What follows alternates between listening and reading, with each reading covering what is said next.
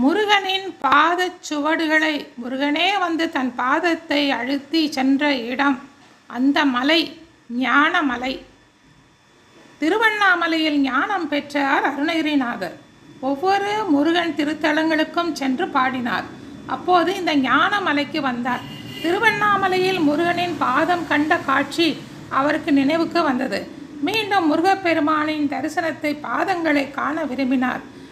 அடியேனும் நினைந்து நாளும் உடல் உயிர் விடுத்த போது அணுகி முன்னளித்த பாதம் அருள்வாயே என்று பாடினார். உடனே முருகன் அவர் முன் தோன்றி அருள்பாலித்தார்.